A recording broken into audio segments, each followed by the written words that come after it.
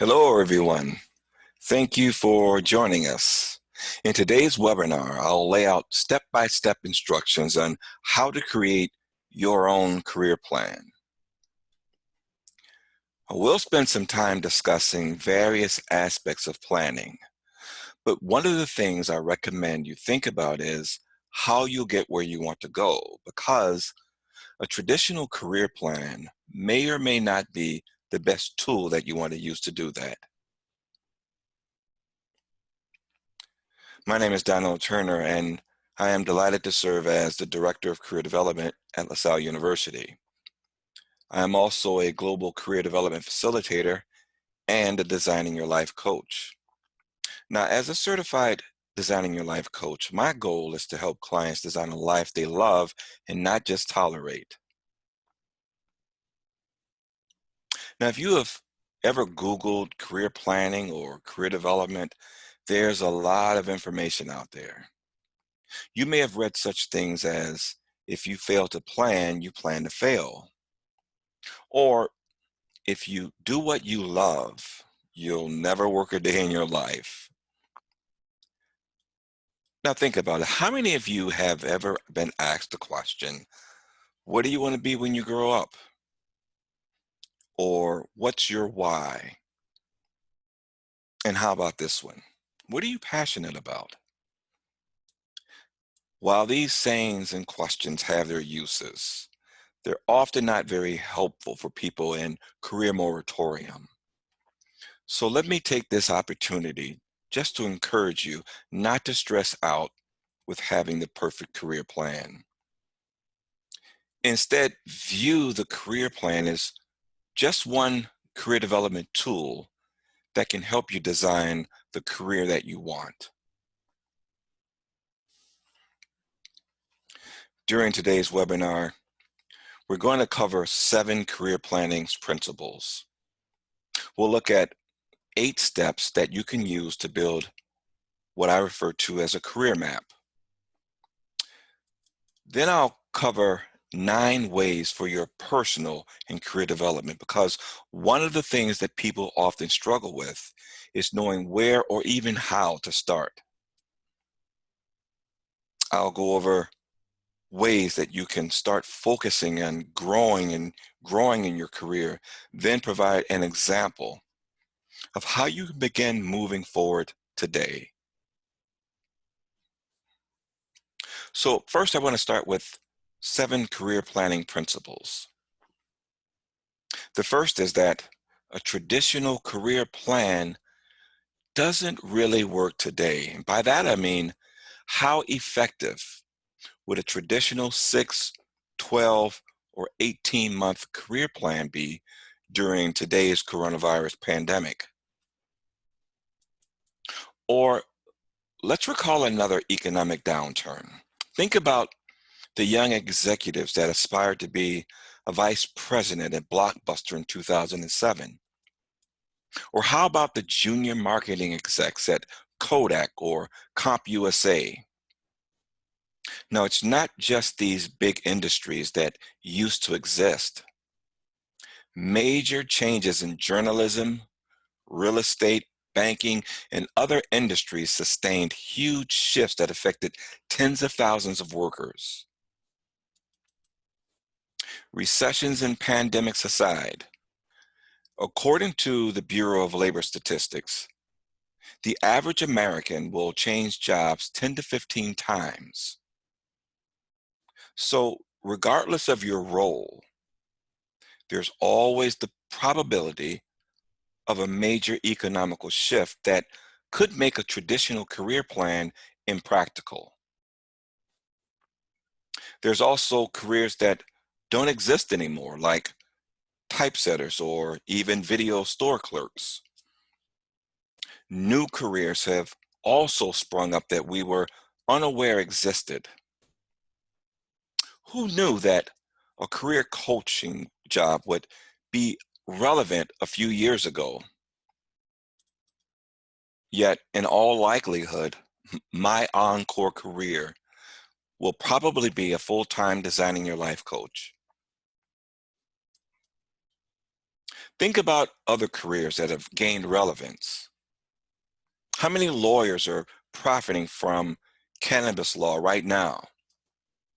How about all the computer geeks that are building careers in data privacy, which was not a big thing 10, 15 years ago? So it's not just that jobs may not exist in the future. It's also that new jobs will exist in the future, but we can't even imagine them now.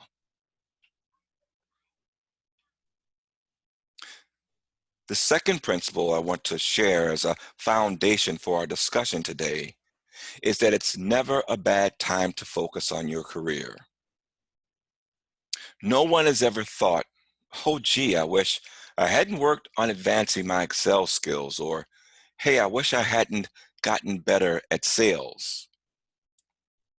So whether you're just starting out in your career or you're starting to think about when you want to retire and what you want to do with your retirement, it doesn't matter.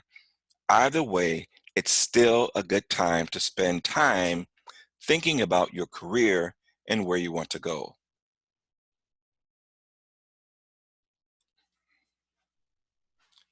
The third principle I want to share with you is similar to the advice that I share with first-year students. That is, you don't have to have it all figured out today. It doesn't diminish who you are, and it's no reflection on your intelligence whatsoever. You also don't have to know your final destination in order to start enhancing the skills in your career toolbox. And maybe you're a new college graduate, or maybe you're a mid-career professional and you've tuned into this webinar and you're thinking, well, I don't have any idea where I want to be in 5 years. First, I'll be sharing some tools with you to help you get that figured out. Second, it's okay if you don't have it all figured out right now. There are still things that you can begin doing today that will help you navigate the path forward.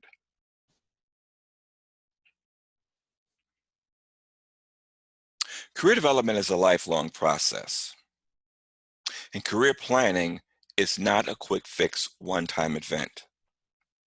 My recommendation is that you put this in your planner, and then every quarter you pull it out and review it and reflect on where you're at. I know this may sound like just one more thing to do, but it will be absolutely worth it.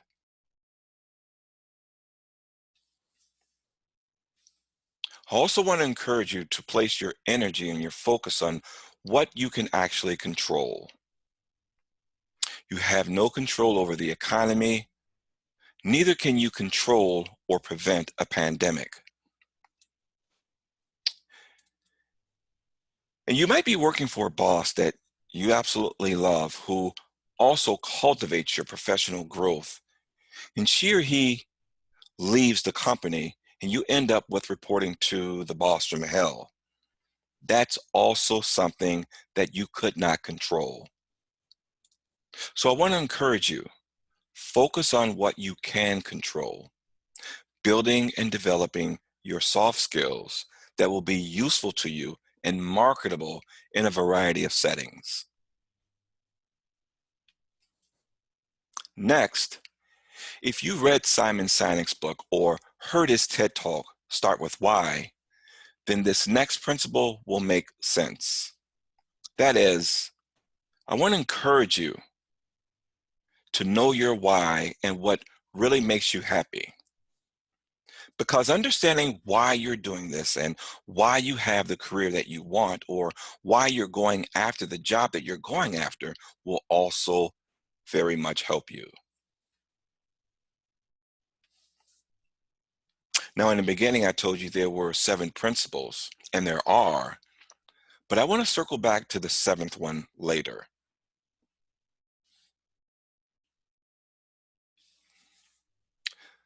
So just to recap, first, a traditional career plan just doesn't work in times like we're facing today. Second, it's never a bad time to focus on your career. Third, you don't need to know your final destination or your route to be able to enhance the skills in your career toolbox. Fourth, career planning is not a one-time event. Fifth, focus on what you can control. Sixth, know your why and know what truly makes you happy. And we'll circle back to number 7 later.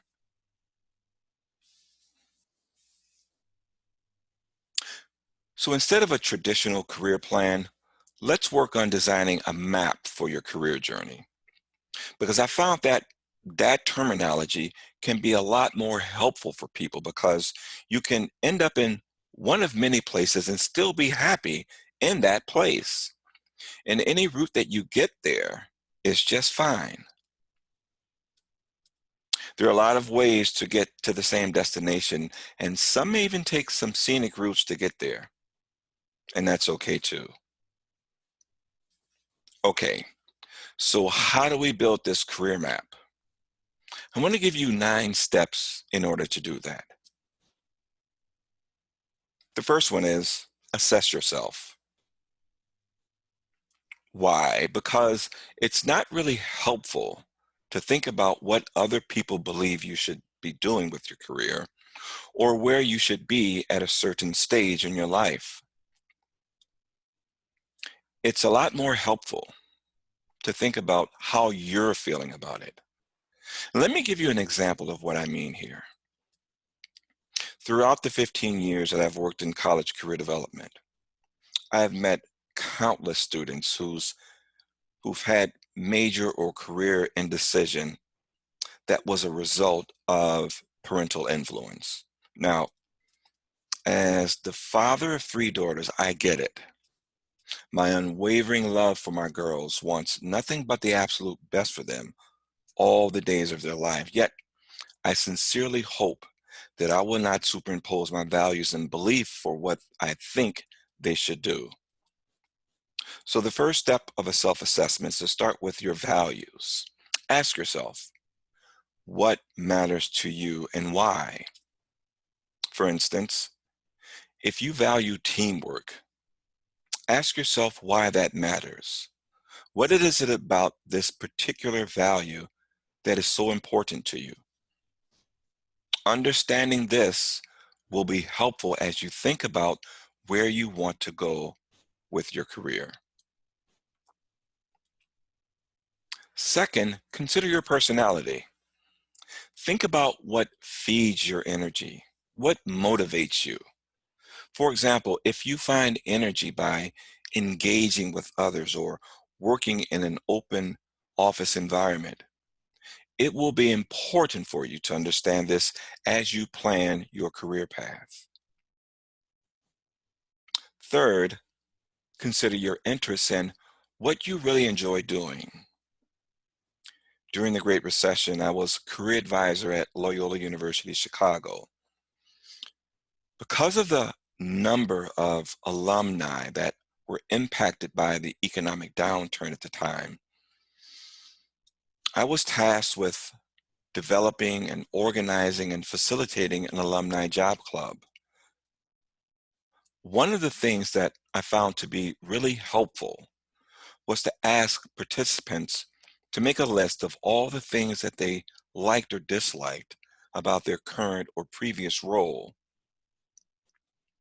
The goal was to get them to dig deeper and to identify and understand why and what aspects of their roles they liked or disliked. Maybe you dislike something in your current role because maybe you're not very good at it. But if you got better at it, maybe you would like it more. Let me use myself as an example of what I mean. Before landing my first job in higher education in career development, I spent about 6 years in the staffing and recruiting industry, recruiting accounting and finance professionals. As somewhat of an off-the-chart introvert, I adapted to this entrepreneurial 100% commission-based role and became quite successful at it. One of the companies I worked at in Oak Brook, Illinois, used to bring in some of the best executive consultants from around the world for 2 to 3 day trainings. And I learned a lot, and I was able to transfer a lot of skills and talent that I learned over the years to that first career advisor position at Loyola. However, my position also came with another requirement, and that was to teach a 2 credit hour career and life planning class. The first time I stood in front of 20 plus students, my knees sounded like an endless drum roll. And each semester thereafter, for the next couple years, I would inevitably start looking for a new job, not because I disliked my position or my colleagues or the institution. It was because I was petrified of having to be a nervous wreck for the first 3 or 4 weeks of each semester. So again, maybe there's some aspect of your role that you dislike, not because you don't like the company, you don't like the job, but maybe there's something that you don't like about it. But if you got better, maybe you would like it more. By the way, I eventually got over my fear, and some years later, one of my former students told me they had rated me on something called ratemyprofessor.com, and apparently I wasn't as bad as I thought. So look at your interests and consider what you could actually enjoy doing. Fourth, consider your experiences. And here I think it's really important to look at what you've already done in terms of job titles, but also not just the roles, but the industries that you've worked in.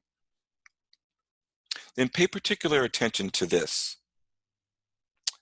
Don't minimize your experiences. I've seen a lot of people that have been reluctant to apply for certain jobs because they have felt they lacked the experience as spelled out in the job description.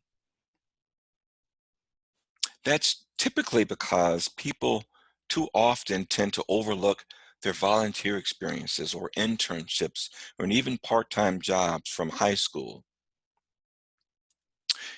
One thing that I've seen over and over again is that employers often ask for student athletes because they know they'll bring a whole range of soft skills, including teamwork, time management, and the like. Also, there are a number of employees that I've seen that identify applicants that have worked in retail or in restaurants. And here's why: because they know that if you can manage a busy weekend in a fast-paced environment like TGI Fridays, or you've endured the mad morning rushes at Starbucks, then they assume that you can handle just about anything. So again, don't neglect or overlook the experiences that you've had in those types of roles before you start applying for full-time jobs. Next, you want to think about your current hard skills and certifications. And what I mean by that is skills that you've developed like Adobe Photoshop or Illustrator, coding, web design, or accounting, or maybe you're fluent in Spanish, or you're certified in as a certified nursing assistant. Maybe you're really good at editing, whatever those are. Be sure to add those to your notes so that you can also incorporate these into your self-assessment.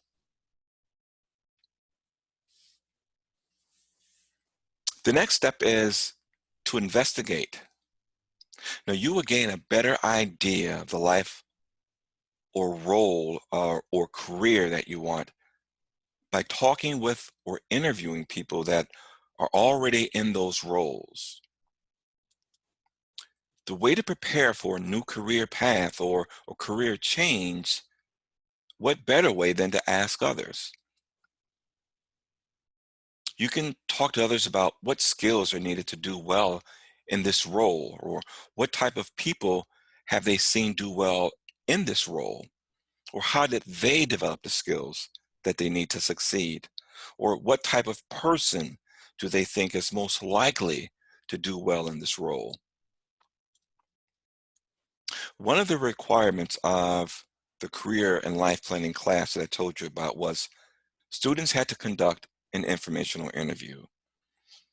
I can't tell you how many students who met with hiring managers obtained jobs or internships as a direct result of their experience during that informational interview. An additional way also to investigate is to do some research by looking on LinkedIn at job descriptions for roles that you think you want to have, or even by looking at industry and hiring trends using Vault or the Bureau of Labor Statistics. Now, your final step is to leverage feedback. Now here, we're going to take a little detour because this is where I've gotten a lot of questions about who, what, when, and how to ask for feedback. Now, if you don't receive an annual performance review or get regular updates from goals that you're working on, I want to encourage you to ask for feedback close in proximity to an event or project that you've done. I also recommend that you make the request privately and then give the individual advance notice so they can reflect and be prepared to have a substantive conversation with you. Now, also let me give you a few tips on getting feedback that can then be incorporated into your career map. First, it can be really helpful to start with a little self-disclosure. For example, when getting feedback from a supervisor, start by saying something like, I know that I tend to not let others get a word in edgewise and seemingly don't sense when others want to speak. Honestly, I'm working on this and want to get better. Do you have any thoughts on how it could improve? And if your boss answers, also want to ask, what else could I do to improve right now? This way, you're making it clear to them that you're sincere and keeping an open mind about what else you can work on, and that you recognize you have room to grow and improve. The second strategy is make the feedback part of an overall commitment to professional development. This could be in the context of indicating that you have just attended or watched a webinar in career planning and that you've made a commitment to improve in three specific areas over the next 3 to 9 months. And then you could say something like, I would very much appreciate any thoughts that you have on what those areas should be. After you've heard your supervisor's feedback, you could say something like, I'd be grateful if you'd help me keep my commitment to improve in X area. That way you are making clear that you take your career seriously. You're asking your supervisor to hold you accountable and to help you in your professional growth and development. Another strategy is to reframe negative feedback to focus on the learning opportunity. You know, supervisors are often reluctant to offer negative feedback because they're often afraid of the recipient's response. By making yourself vulnerable, however, you can actually help by saying something like, what is something you think I could learn from you? This way you're making it very clear that you are focused on the learning piece of this and you're not going to overreact. Another way to avoid their concern that you might overreact is to minimize the impact of negative feedback. So there you could say something like, if I could change one small thing about how I handle this type of assignment, what would it be? And so again, you're minimizing the negative impact. You're making it clear that you're focused on improving, and hopefully that will make them more willing to give you helpful feedback.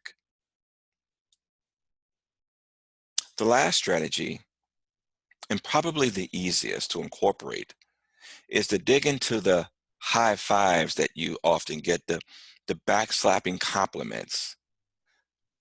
You know, sometimes the only feedback people get is, wow, you did a great job. Now, when you get that kind of attaboy feedback, ask for details. Say something like, well, thank you. Can I ask, is there anything specific that stood out? If they can give you anything helpful, then you might ask, what should I do differently next time? Now, I like the what should language because it conveys that there's something you can do differently next time. There's always something that we can improve upon. And that can be a really easy way to get the feedback that you need to keep going that will help you as you work on your career map.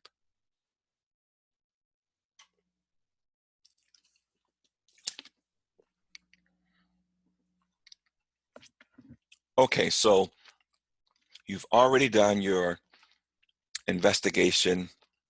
The third step then is to go back to your self-assessment. Then take a look at what you came up with and whether you want and whether what you found in your investigation makes a particular career or role a good fit for you based on your self-assessment. You may need to repeat that process a couple times if you find that something you thought sounded really appealing actually isn't a good match for you after all.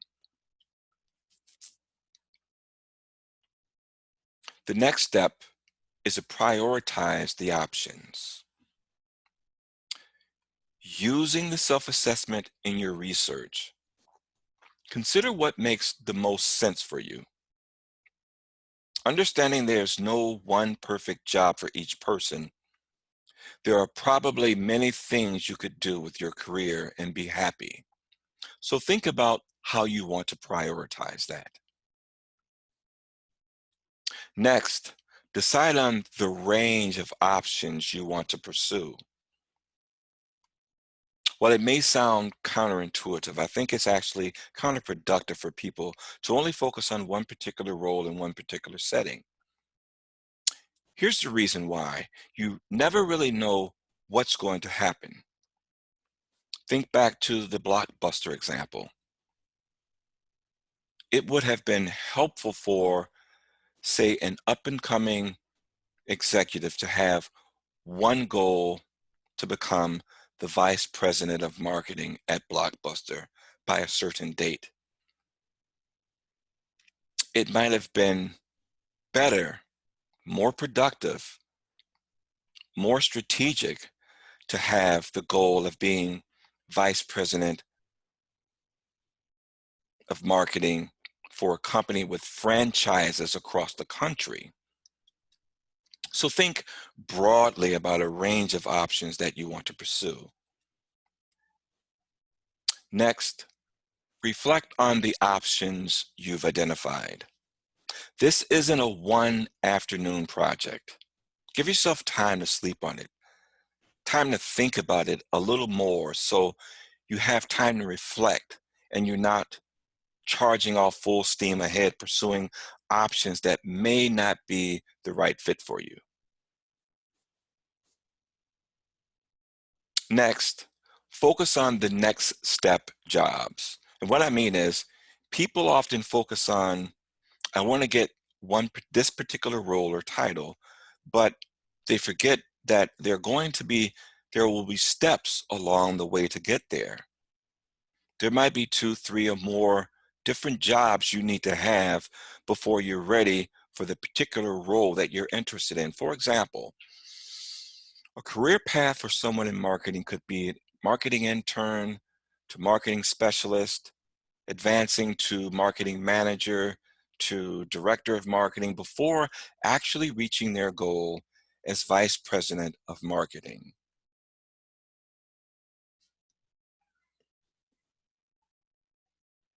Now, number 8 is determine the skills that you need for these next steps. I want to encourage you to focus on transferable skills such as writing and analysis, quantitative skills, self-awareness, emotional intelligence, communication, relationship building skills, including networking, and then managing both up and down and laterally. These are skills that are very transferable and that you can use in a variety of settings. Now, once you identify the skill set that you want to focus on, I encourage you to set SMART goals. And then it is important for you to write them down. Research shows that you're 42% more likely to achieve your goals if you write them down on a regular basis. It has to do with how our brains work. When you write things down, you're activating both parts of your brain, the imaginative right hemisphere and the logic-based left hemisphere. So focus on developing your identified skill set into a SMART goals framework.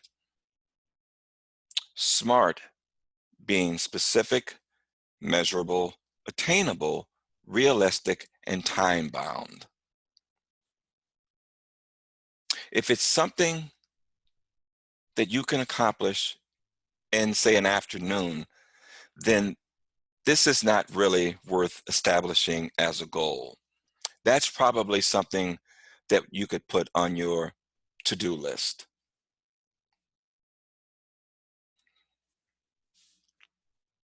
So some tips to help you achieve those goals. You want to always go back to your why and why you're pursuing this career path or why this particular job is your goal. I want to also recommend that you limit yourself to 1 to 3 goals per quarter. Setting too many goals and not reaching them can be discouraging. But if you set 1 to 3 goals per quarter, that's still 12 per year. And this will be a bigger boost to your self-esteem than someone only reaching 10% on 10 different goals every quarter. Reviewing your goals regularly, ideally daily, but at least weekly, is also really important to stay focused on them and to encourage yourself to keep moving forward. I also want to encourage you to invite others to hold you accountable. An accountability partner could be one or more colleagues at work, could be your significant other, or maybe you want to enlist your supervisor, and as in some of the feedback examples earlier. Enlist supporters so that you are not in this alone. Now, here's a piece of advice that came from a mentor. No one will ever care more about your career than you do. You may have a great supervisor who really cares about your career, but that is not going to be their number one concern or priority because they're focused on their own career and managing other people. So if you don't take the ownership to come up with a career map to figure out what skills you want to focus on so that you can grow and improve, don't expect anyone else to be invested in your career and your own personal and professional development. Okay, so let's recap those 9 steps. Number 1, assess yourself. Number 2, investigate, including gathering feedback. Number 3, go back to your self-assessment. Number 4, prioritize the options. Number 5, decide on the range of options to pursue. Number 6, reflect on the options you have identified. Number 7, focus on next step jobs. Number 8, determine the skills you need for next steps. And then finally, set written SMART goals. Now, some of you may be thinking, okay, Dino, that's really great and this is all sounds good, but how do I actually start? Fair enough. Let me give you a few tips on how you can begin to start today. The first is simple. Ask. Ask those who have the skills that you want to develop how they got them. It can be considered a compliment to go to someone and say, I really admire the way you handle conflict in these tense negotiations. How did you learn to do that? And then see what they say. Another way is through coaching. That could be identifying an alumni mentor or working with a coach on your own. One type of coaching that may be helpful is where you work with a group of people with a similar career goal. That way you find supportive accountability as well as coaching. You can also learn and grow through classes. Now, I'm not suggesting that you take out more loans for an MBA or getting a certification in project management. It could be as inexpensive as watching a 1 to 2 hour webinar. And if you found this helpful at all, I would encourage you to search for other webinars the Career Center offers for free and subscribe to our channel. Now, you might also consider an afternoon class like improv or storytelling.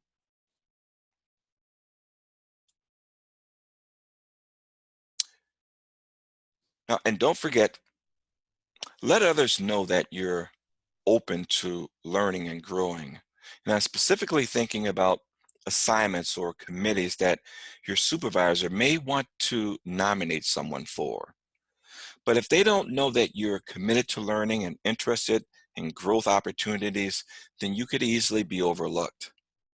Maybe there's an opportunity at your job to do an assignment at their corporate headquarters. This could be a huge boost to your career growth. So it's important to let others know that you are not just putting your head down and doing the bare minimum, you're really interested in growth and learning.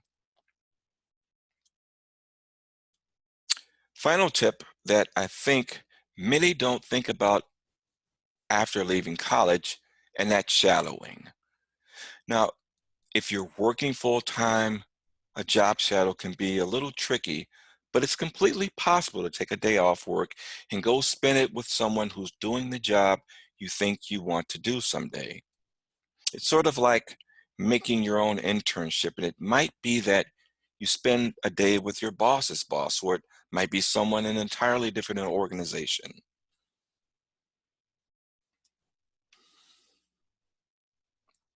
Next, look for opportunities outside work, like volunteer committees. There might be other organizations you're interested in, and those volunteer assignments can give you the chance to develop the skills that you need to succeed in your career in an environment where you're not being evaluated by your supervisor. Another way to do this is through professional organizations. Now, I know someone who wanted to make a shift into a professional fundraising role, and the way they went about it was to become the chair of a fundraising committee for their professional organization. They learned all the facets of fundraising and then used that volunteer experience to make a career change into fundraising. So there are a lot of reasons you should do volunteer work. In addition to the benefits you gain in your own personal and career development, it's also a great way to build your network, both within and outside your industry. And that's how you'll meet people who inspire you and learn more about jobs that might be a good fit for you.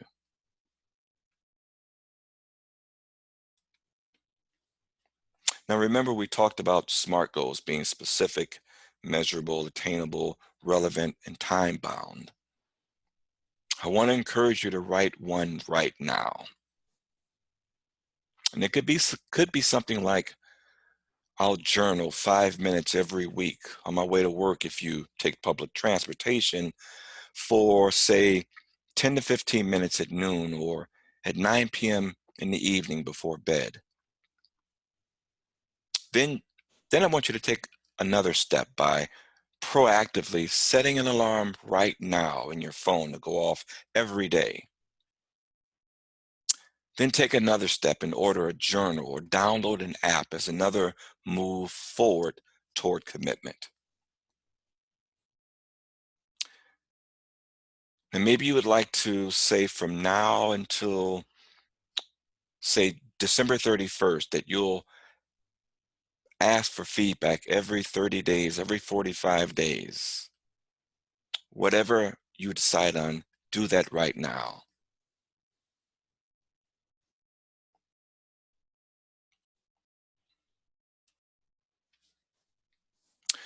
Now let's conclude by circling back to the seventh principle of career planning.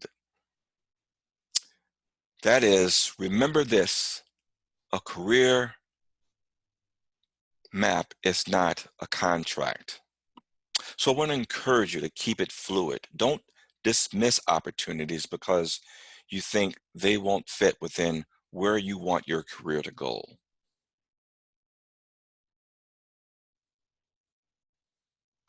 Now, if this were a face-to-face meeting, we would pause for 10 minutes in order to give you enough time to establish your SMART goal and then share it with everyone. In addition to setting that goal, another proactive step that you can take is to update your resume. Now listen, I have found that people feel more confident when their resume is ready. So when you are engaged on a networking coffee chat and the person that you're meeting with says, send me a copy of your resume, you can do that immediately. Now, an ancillary to that is update your LinkedIn profile as well. And also take the next step on that goal that you just set. Whatever you do, take the next step to keep going forward. Now, today we talked about career planning principles, some steps to build your career map, 8 ways to learn and grow, and we talked about how to jumpstart your career growth, and then some first steps in order to do that. And this was a lot of information, and there probably are some outstanding questions on the content of everything that I've shared. And you can always email me, and I'm happy to take your questions. I also encourage you to connect with me on LinkedIn. If you want to get more career-related information, LaSalle students and alumni, connect with the Career Center's LinkedIn page. And don't forget to subscribe to our YouTube channel and watch for upcoming webinars. If you found this helpful, leave us a comment. Lastly, I want nothing more than for LaSalle students and alumni to be successful. If the Career Center can be a resource for your continued career and professional growth and development, please do not hesitate to reach out. My name is Donald Turner. Thanks for joining. Stay safe and take care, everyone.